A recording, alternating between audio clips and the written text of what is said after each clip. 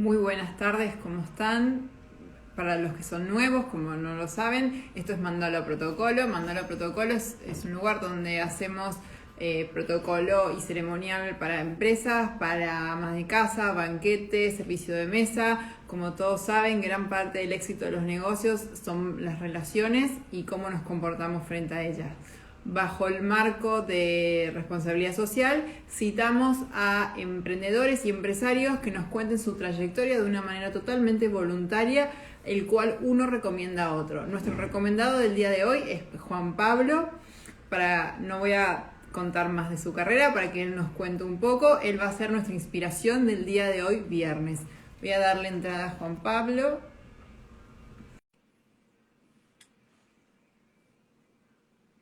Juan Pablo estaba en una reunión, nos pidió disculpas por la demora, porque era a las 5.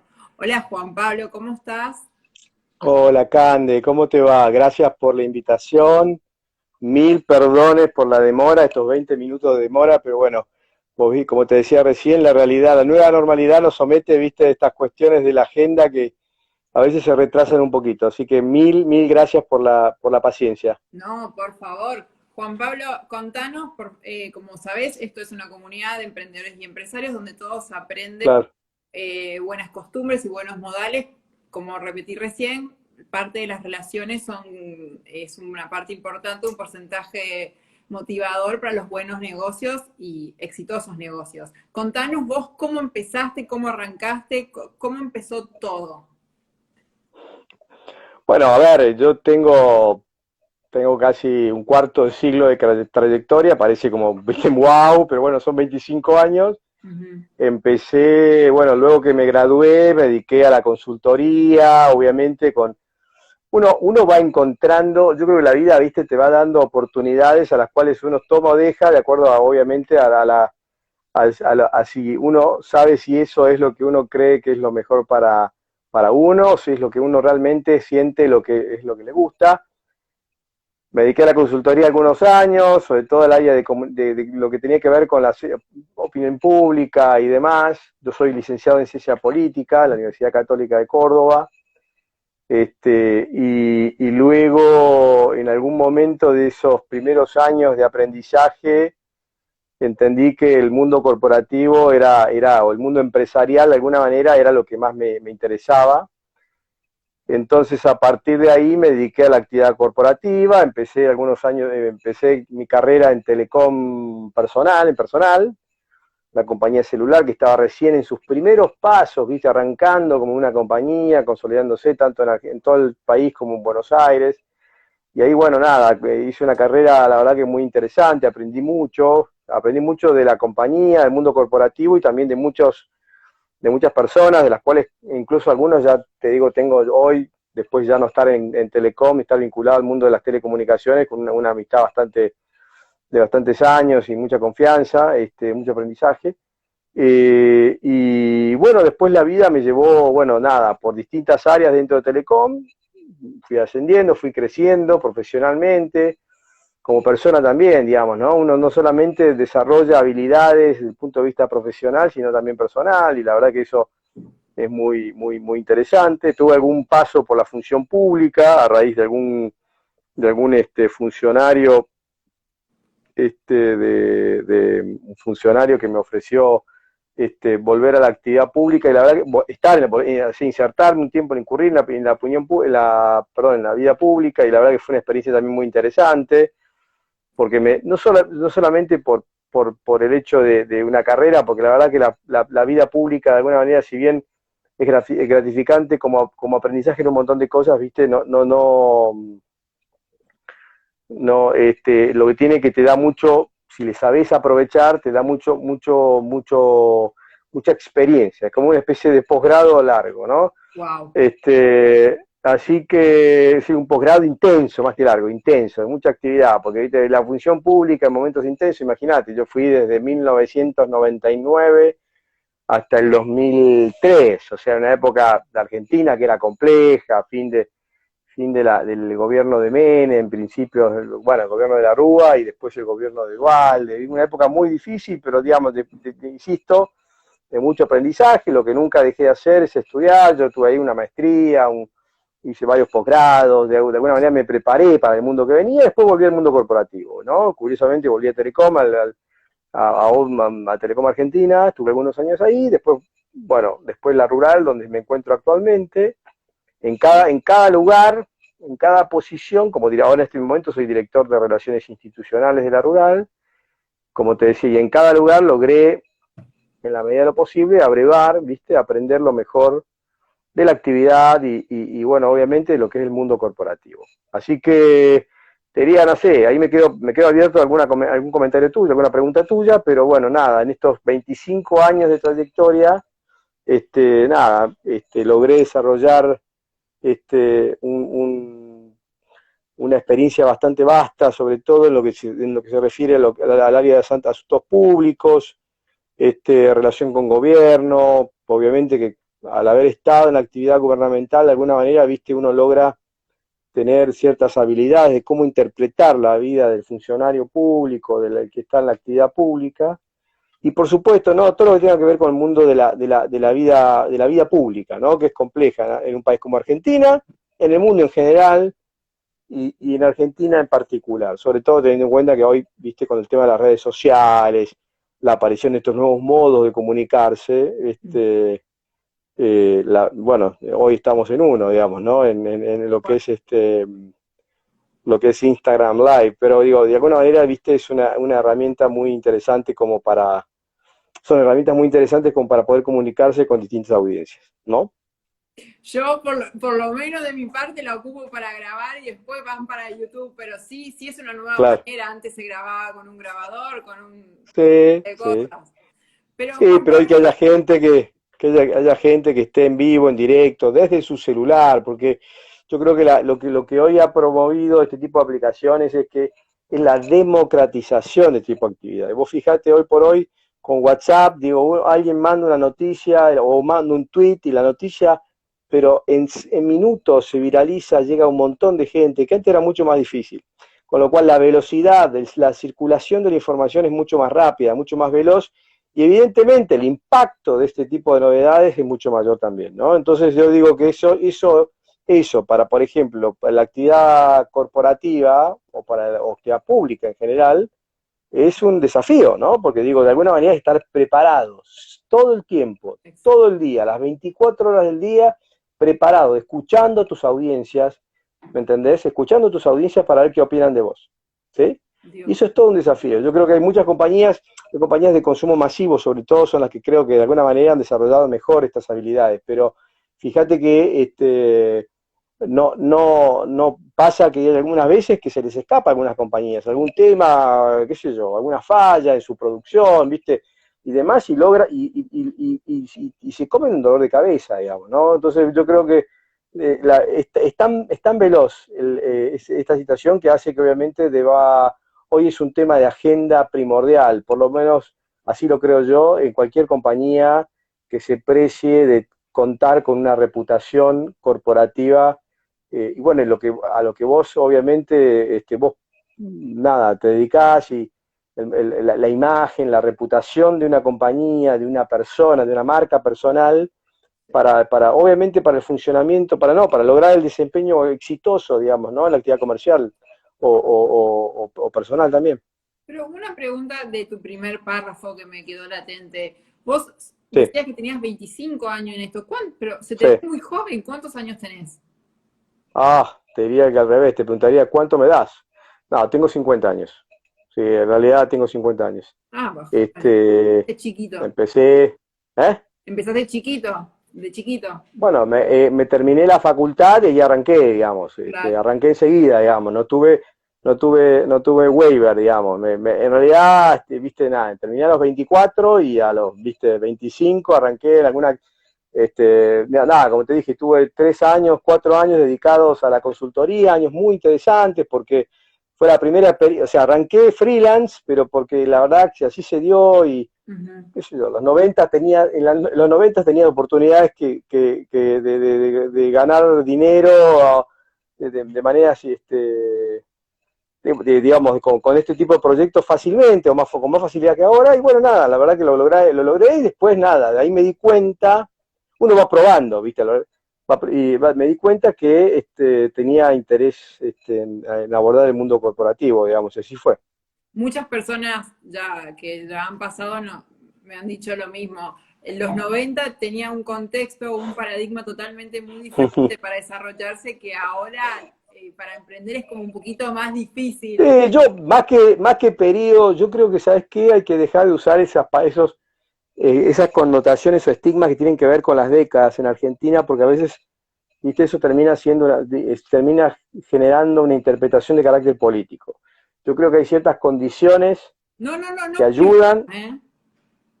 No, pero me refiero, digo, en una época determinada hubo posibilidades o facilidades que no tenés hoy, por ejemplo, digamos, por decir de alguna manera, y tal vez en los 90 logré esto y hoy no lo puedo lograr, o tal vez si lo quisiera hacer no lo podría lograr, pero yo creo que de alguna manera lo que es interesante mencionar es que había ciertas condiciones macro que permitían el desarrollo de actividades que tal vez hoy sea más difícil encarar si quisiéramos hacerlo, digamos, ¿no? Ok, y contame algo, Juan Pablo, obstáculos, tormentas que hayas pasado a lo largo de tu trayectoria laboral.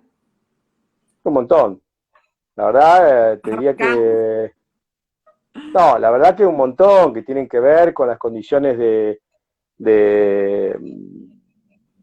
de carácter regulatorio, contexto político, que obviamente afectan a distintos procesos de carácter profesional y también del laboral, o eventualmente, si querés, de la, de la compañía en la cual uno de la cual uno tenía alguna responsabilidad que conducir alguna responsabilidad.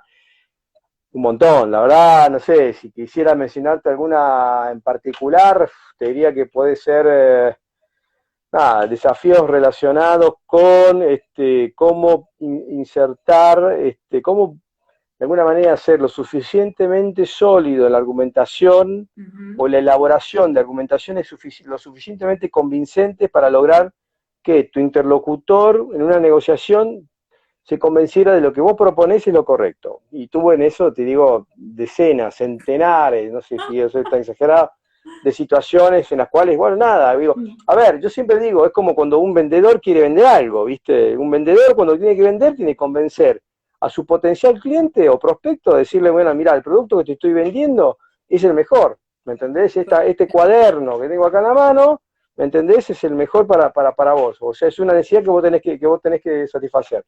Y bueno, yo creo que es eso, digamos, nada, tanto en telecom como en personal, como en la actividad pública y eventualmente también y en la rural, en un montón de oportunidades, convencer a tus interlocutores sobre eso, digamos, ¿no? Y un poco el rol ese es un rol que en mi área, digamos, como especialista de asuntos públicos y demás, es un tema que nada, son habilidades que uno desarrolla, ¿no? De empatía, ponerse en lugar del otro, Tal cual. cómo ser lo suficientemente sólido en la argumentación para que el otro, para quien tu interlocutor, quien tenés está sentado frente mirándote a los ojos, el desarrollo, bueno, vos lo debes saber muy bien, el desarrollo de las habilidades de comunicación no verbal, que es un tema que para mí, sobre el cual, viste, la PNL, la programación no lingüística y demás, sobre el cual, viste, yo creo que la cultura anglosajona de hacer negocios ha trabajado mucho más. Nosotros, tal vez, por nuestro estilo, Más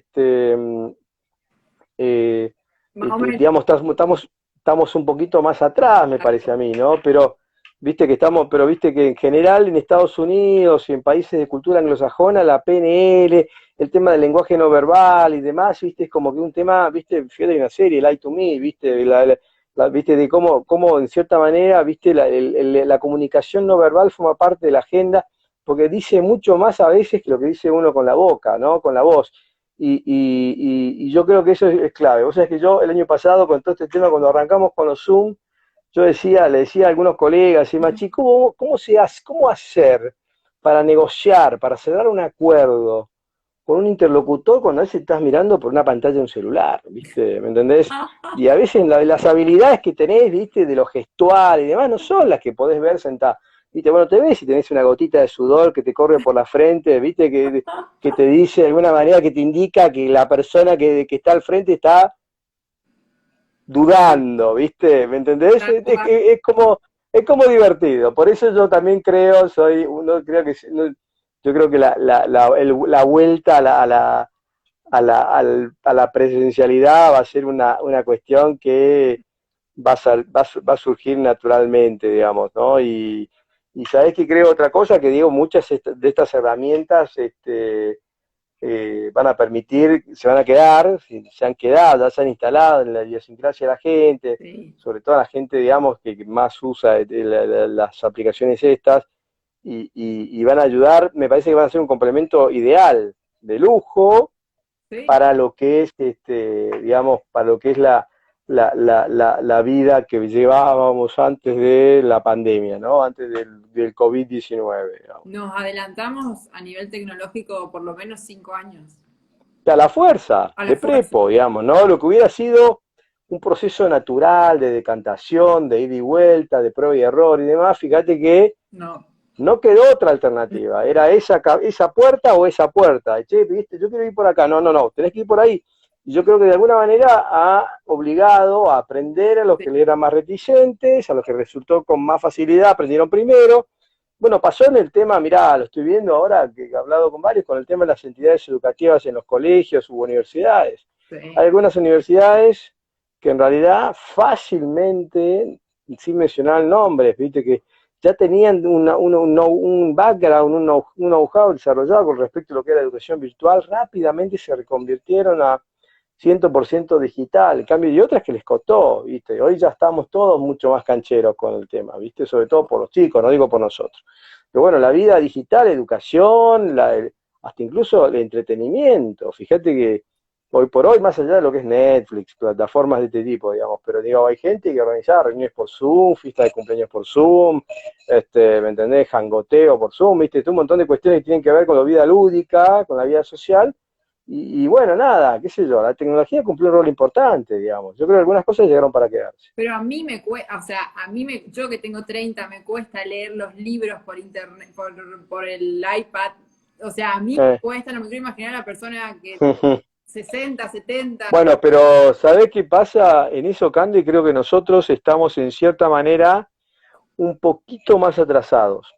Vaya, yo después de las razones, cada uno tendrá sus razones. Fíjate que yo hablaba, me acuerdo hace un par de años atrás, mirá, hablando del tema de leer lectura, un par de años y me quedo corto probablemente. 4 años atrás me encontraba con un colega colombiano, donde en general, digamos, el régimen para adquirir equipamientos mucho más sencillos, tienen impuestos más bajos y Sí, demás.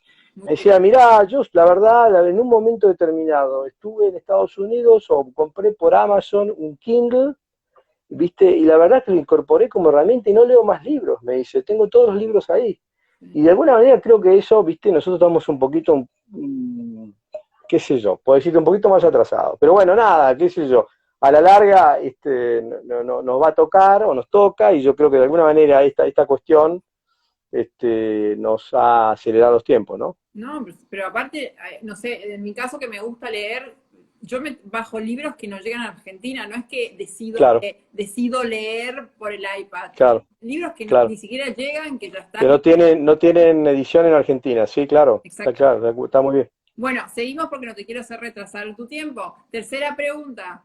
Ven. Situaciones, como sabes, nosotros enseñamos protocolo y ceremonial empresarial, Ujú. situaciones poco elegantes, poco protocolares que te hayan pasado a lo largo de tu carrera.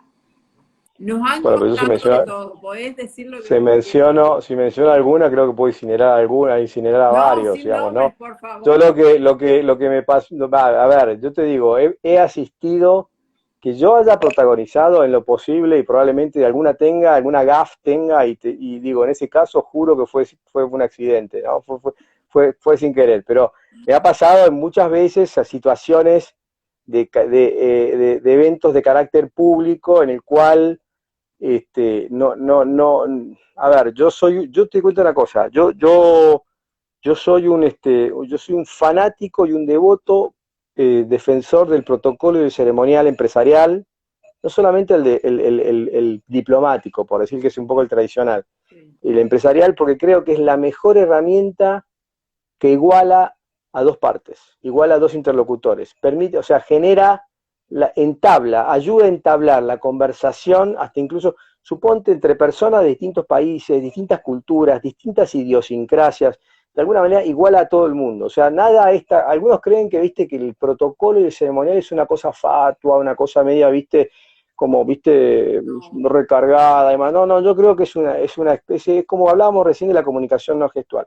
Situaciones de ese tipo que me han puesto colorado a mí, que viste, pero incluso vergüenza ajena, digo, decenas. Ay, me agarrás así, digamos, medio, um, desprevenido, pero como por ejemplo, hay algo que me sorprende un montón y no quiero en esto ser, porque acá creo que no hay bandería, no distingue bandería política, No. tiene que ver, por ejemplo, con el juramento de algunos diputados, miembros del Congreso de la Nación, cuando juran en el Congreso de la Nación y empiezan a jurar por la abuela de la prima, digamos, pero digo, no, pero ojo, y esto no lo dice, no quiero hacer referencia a ningún signo político, No, pero me no, parece por a mí que favor. es un tema, digamos, es un tema que en cierta manera, si vos ves cuando juran en el gobierno, no sé, en Estados Unidos o en cualquier país de Latinoamérica, Sí. ojo, no hace falta irse muy lejos, digo, hay todo un protocolo definido, toda una línea, una hoja de ruta definida muy Tal clara, cual. es una fórmula muy clara que de alguna manera, viste, me parece a mí que hay que respetar, aunque uno no crea en cualquiera de las entidades a las cuales uno hace referencia, pero el sistema, el Estado, ¿me entendés? De alguna manera lo ofreció y hace 150, 200 años que lo ofrece. Yo creo que ese es un tema que de alguna manera, me parece a mí, debería ser revisable, sobre todo por las autoridades, porque, pero insisto, y esto no es privativo de una facción política, esto yo lo veo con todas, digamos. Es un tema que a mí me parece, y bueno, y eso se traslada. Otra cosa que a mí me da la impresión que yo de alguna manera recuperaría más, sobre todo en el ámbito privado, es el uso de ciertos formalismos en la vestimenta. O No como yo estoy ahora, pero yo metes el casual Friday en mi caso, ¿no? tal cual. Así que ande en eso me das la derecha, digamos. Pero fíjate que el uso de la corbata, el uso de la corbata y del ambo forma, me parece a mí, parte te diría que de la manera distintiva que nos pone a todos de alguna manera, en cierta manera, de igualdad. ¿Me entendés? De igualdad, de cierto nivel de democratización, digamos, de las relaciones, sobre todo en el mundo corporativo. Y vos fijate que hoy, en eso en Argentina, no solamente en la política, sino en el sector privado, y yo creo que es un espejo, ¿no? Es una cosa que se miran, que creo que la vestimenta debería recuperar cierto nivel de formalidad en algunos aspectos, como algunos países, sobre todo de Europa y de Estados Unidos, del hemisferio norte, no lo han perdido. Y porque cuando una autoridad está vestido con zapatillas y jeans y una camisita, una camisita afuera, ¿viste? O eventualmente una remera en escote en B o escote redondo, de alguna manera es como que de alguna manera le está diciendo auditorio, me importa muy poco el auditorio, ¿viste? Digo, y algunos hablan de este concepto de la cercanía, de que ponerte a la altura del otro. No, a ver, uno tiene una responsabilidad, digamos. Esta es digamos, ser funcionario público o ser una autoridad de una empresa o de una corporación y demás, de alguna manera implica ciertas obligaciones que no tiene Sí, cualquier individuo. yo pienso igual que vos. Yo creo que hay ciertas cosas que tenemos que recuperar, porque así como comenzamos con el casual day, que van de zapatillas o de cosas, bueno, Ujú. así también se nos fue cayendo la educación, y eso que yo soy de otra generación y te podría decir tranquilamente, no, pero creo que hay ciertas bases